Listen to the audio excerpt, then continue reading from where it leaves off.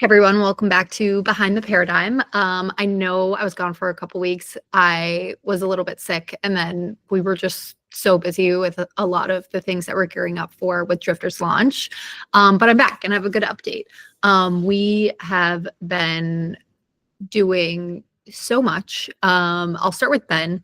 Ben has been, as you know, doing all the smart contract stuff. He's been doing a lot of testing. So we had a big meeting where we sort of just tried to poke holes in everything, tried to see if there was anything missing.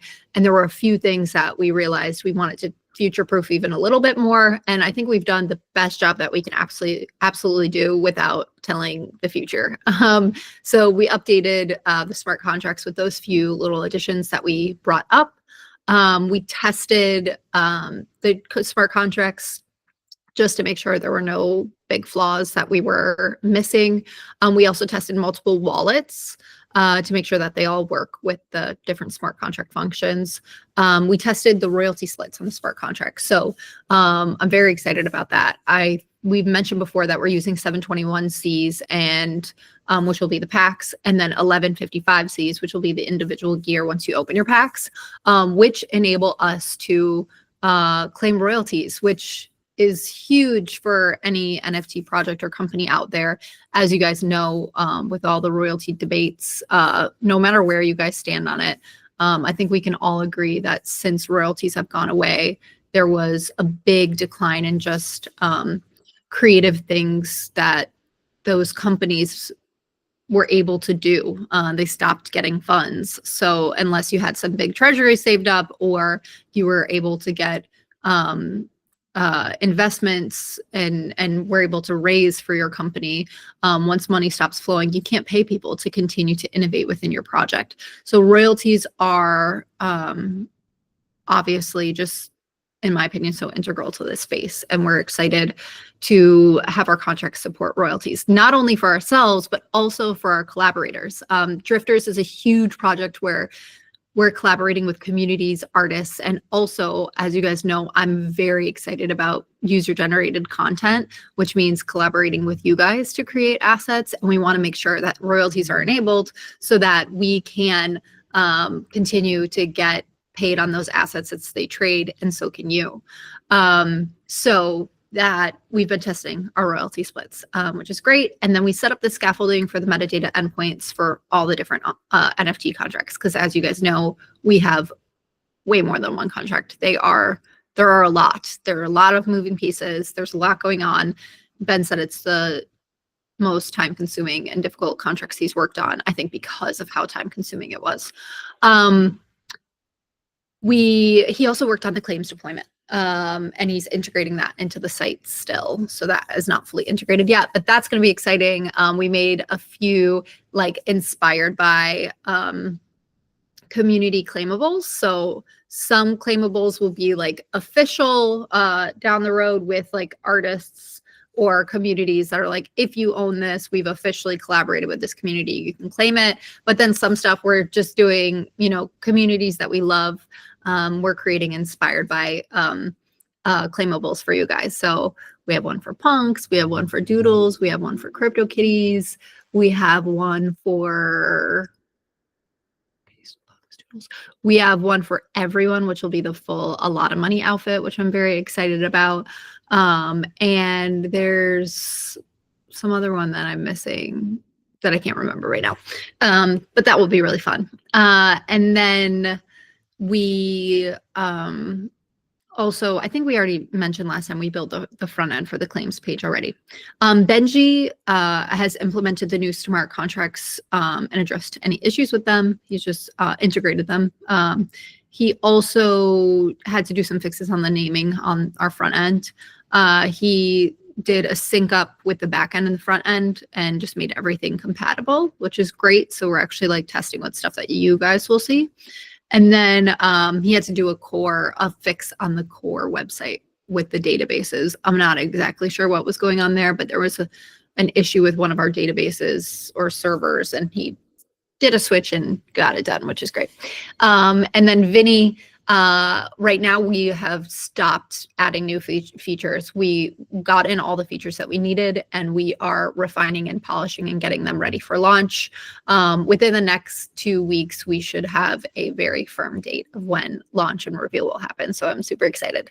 And then Vinny updated the homepage to actually have our real content. We sort of have been keeping dummy content in there to have real content. We still have some images that need to be generated for the homepage, but it is looking great, and that'll go up before we launch and have a bit of a countdown. So we also had to lock some of the pages. So like the genome ward, which is the closet, he had to lock that. Inventory, DNA center, he sort of just had to lock all of those down because those are not ready to be used, while you guys can just use the homepage pre-launch. And then we had a really great meeting with our 3D folks today. So I've explained a little bit in the past how one asset needs to be made for male and female, but just to break it down a little bit more, each asset needs to be made for each gender, but then it also needs to be made for like a mid poly, which means it's a lot more detailed and good for rendering or animations or stuff like that.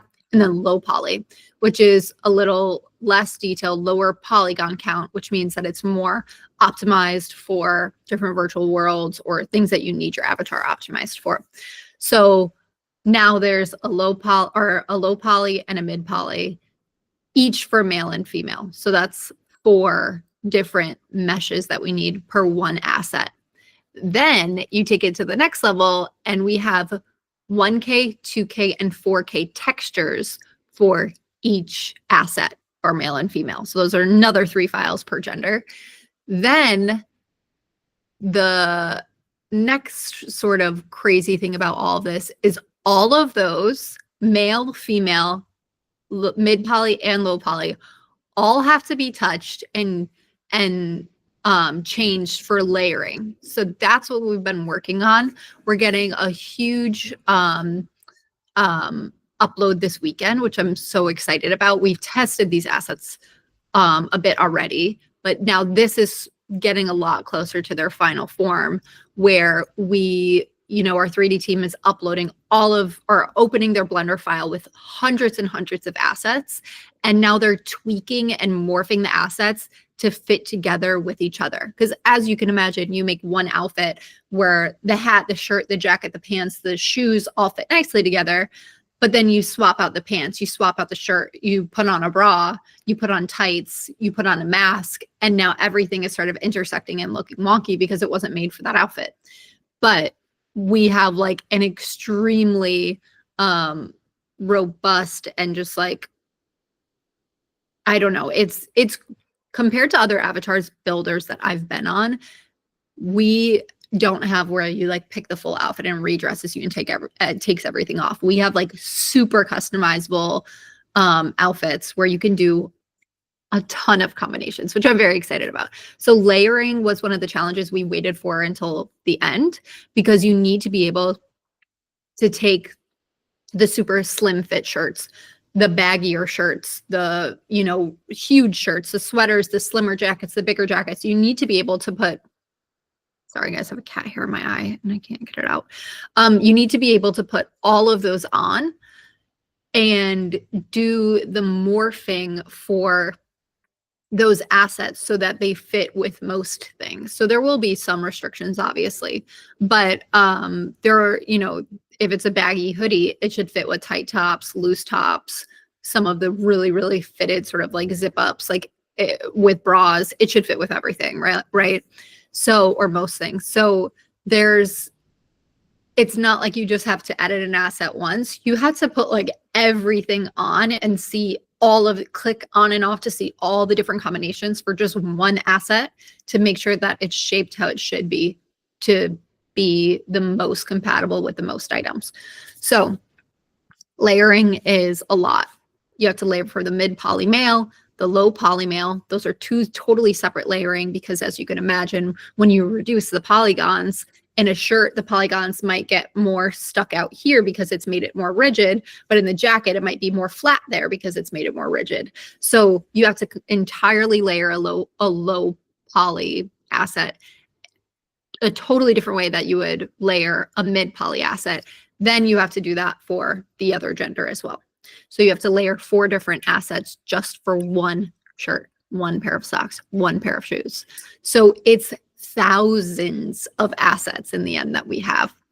We're getting a huge push this weekend with 300 of our assets that we've been working on. And also, sorry, this is my second time filming this because my computer shut off before. So sorry if I'm repeating something I just did. I can't remember what I said on the other call. Probably way more alpha on the other one. So maybe I'll release both. But we have thousands of assets. We worked on 300 that we're getting this weekend, which 300 actually means 600 for male and female of the mid poly. And then once we validate all of those, know that those look great on our website, then we will do the low poly and do the rest of the couple hundred of assets. So in the end, we are going to have so much, even like it's just incredible. We're starting to even just hit the random button on our website and see the way that these are mixing and matching. And I cannot wait to see how you guys do this. Like, you guys are so creative. And I know that I'm going to just see combinations every single day that you guys are creating that I would have never even dreamt of, especially because of the color. Some of the assets, I think about 40 of the assets have full like color options, and you can pick from the colors that you've collected. So you can change, if you have collected all the colors, like you can change your shirt to blue, green, orange, yellow, whatever you need to match the rest of your outfit, or just totally do anything crazy with. So I'm so excited. We're getting close. The next 2 weeks, you guys will know the launch date and the reveal date. The reveal is likely going to happen depending on a few different factors. It'll likely happen between 2 and 3 weeks after launch. Wondering your guys' opinion on that too. I don't want to go longer than 3 weeks. I feel like it's too long, but that's just my own. And then the last thing that we worked on that I forgot to mention is the art for, and maybe I already mentioned it because I did on the other call, but just in case, is the art for the NFT preview image before reveal. So we've started working on that. There's still quite a ways to go on that, and we have to make, you know, the whole entire set and their unique images. It's a generative process, but it has some cool sort of lore-y vibes with like DNA and stuff, which I think will look really cool. That is everything, guys. If you have questions, drop them and we will try to answer them for you if we can. Thank you for your patience and just every time listening through all of these, or even if you don't, it's okay. But we appreciate you guys. Can't wait to get this into your hands. Can't wait to just continue to build Drifters into like this really collaborative, amazing community project where, like, I don't know, I so miss the Crypto Voxels days where it used to be, you know, the founder of, you know, the two founders of Async met there, right? And like, you know, and just, I don't know, I think it was just so much more collaborative, so fun. People weren't afraid to work together on certain things or worried about protecting their, you know, floor price or whatever. It was just really fun. And I think that this will bring back some of that I've personally been missing. And maybe it's out there and I just haven't put my head up to see it. But I hope that this will bring it back in a really cool new way, where we can help bring your guys' vision to life. You guys can see and collect all of the fun stuff we're building and the partners that we're building it with. So I'm excited. I hope you guys love it. And yeah, we'll see you on the next Behind the Paradigm.